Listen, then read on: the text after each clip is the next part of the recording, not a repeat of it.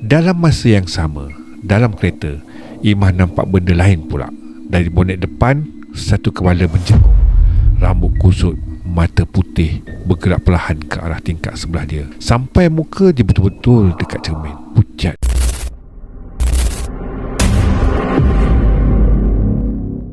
A'udzubillahi minasyaitonirrajim. Bismillahirrahmanirrahim. Allahumma sholli ala sayyidina Muhammad wa ala ali sayyidina Muhammad. Hai, Assalamualaikum. Welcome back to Seram Cengkeh SC Stories. Saya Abang Cengkeh. Kali ini saya nak bawakan satu kisah yang memang betul-betul terjadi. Kisah ini dialami sendiri oleh seorang penjawat awam yang dikenali sebagai Bidin.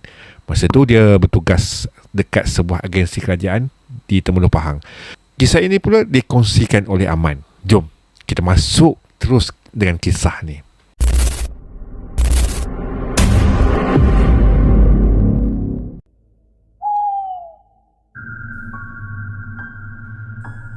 Kisah ni pula gangguan yang dialami oleh Bidin masa dia lalu jalan Jabur Jerangau. Dan masa tu dia bukan seorang-seorang, dia dengan isteri dia. Isteri dia ni nama Imah dan anak-anak dia orang sekali. Malam pula tu. So memang setting dah cukup seram dah. Kejadian ni berlaku tahun 1996, lebih kurang jam 7 malam. Bidin yang tengah bertugas dekat balai polis tiba-tiba dapat call dari ayah dia di Kemaman. Ayah dia bagi tahu adik bongsu Bidin ni kemalangan, motor kena langgar dengan kereta. So cedera parah dan kena masuk ICU. Hujung call tu ayah dia merayu, suara dah bergetar. "Baliklah Din, ayah dah tua, tak mampu nak jaga adik kamu. Kamu je harapan ayah."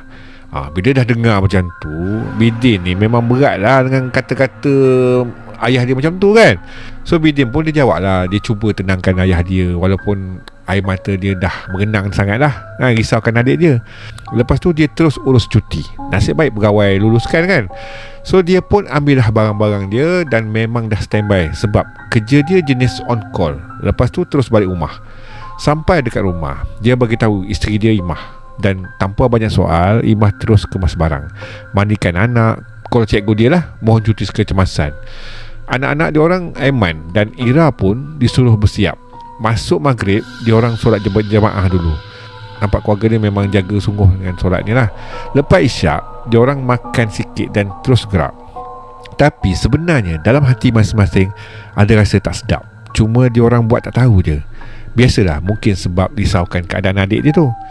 So Bidin pun dia drive lah dari Temerloh, borak lah dengan Imah, nak elak mengantuk. Tapi badan dia memang dah penat gila sebab kerja siang tadi. Sampai Gambang, dia dah mula mengantuk teruk. Imah pun dah tertidur dengan anak kecil. Anak-anak lain pun dah lena. Tiba-tiba kereta diorang ni macam goyang tau. Imah tersedar. Rupanya Bidin hampir terlelap dan kereta dah masuk lorong kanan dah. Imah pun terus dah suruh tukar driver. Bidin pun berhenti kat sebelah kan. Bidin pun berhenti, tukar tempat. Dia masuk sebelah penumpang dan terus terlelap. Lepas tu Imah sambung drive. Masa tu hujan rintik-rintik, suasana sejuk, sunyi. Memang jenis jalan yang kalau seorang drive boleh rasa seram tu.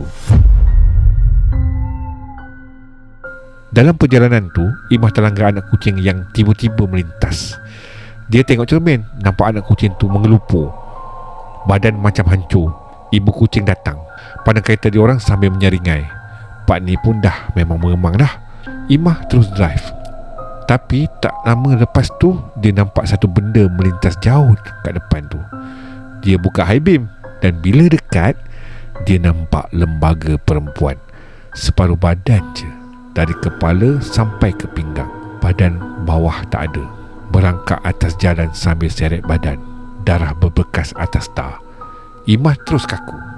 Bila lembaga tu habis lintas, baru dia mampu menjerit. Jeritan tu kejutkan Bidin. Tapi Imah tak boleh bercakap. Dia cuma tunjuk depan je. Bidin pun bacalah ayat kursi, tiup dekat Imah. Barulah Imah boleh cerita apa yang dia nampak. Diorang tukar tempat lagi. Bidin ambil tempat ahli drive. Tapi masa Bidin jalan belakang kereta, nak masuk driver seat, dia tengok jalan. Tak ada pun kesan darah macam Imah cerita tu. Dalam masa yang sama, dalam kereta, Imah nampak benda lain pula. Dari bonet depan, satu kepala menjenguk, rambut kusut, mata putih, bergerak perlahan ke arah tingkap sebelah dia.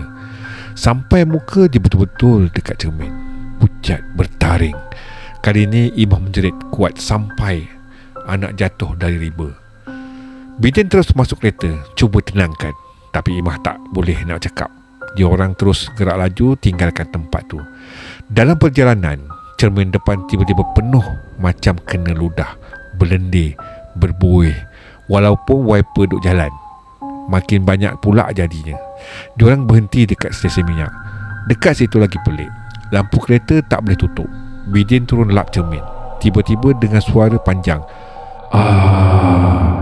macam tak putus nafas. Dia terus masuk kereta. Tiba-tiba ejen mati sendiri. Lepas tu lampu stesen minyak padam semua. Gelap terus. Bidin carilah lampu suluh luar. Masa suluh sebelah Imah tu, nampak muka benda tu melekat dekat dengan cermin. Diorang ni dua-dua dah menjerit. Lepas tu benda tu pun hilang. Lampu menyala balik. Diorang tarik nafas lega. Tapi bila toleh belakang, Ira dah berdiri tengah-tengah seat depan dengan mata menjenggil pandang diorang. Imah terus pingsan. Bidin tanpa fikir panjang terus azan kuat. Ira jatuh ke belakang. Kereta bergegar kuat macam ada benda lari hentam dari dalam. Lepas tu Bidin rawat Imah, angkat anak-anak dan terus drive sambil baca ayat suci Al-Quran sepanjang masa. Akhirnya diorang sampai rumah kampung lebih kurang 5:30 pagi. Esoknya ayah Bidin cerita, sebelum subuh mak dia nampak Ira merangkak dalam gelap. Tapi bila buka lampu, tak ada apa pun. Masa tu ayah dia dah syak ada benda ikut dia balik. Lepas Zuhur, ayah dia buat rawatan. Masa tu Ira kerasukan, merangkak, suara berubah. Makhluk dalam badan dia marah sebab anak dia, kucing tu lah, mati. Dia nak balas, nak ambil nyawa anak Imah ni. Ayah Bidin lawan guna ayat suci Al-Quran dan limau purut. Akhirnya makhluk tu pun keluar. Ira pengsan dan lepas rawatan beberapa hari, Ira sembuh macam biasa.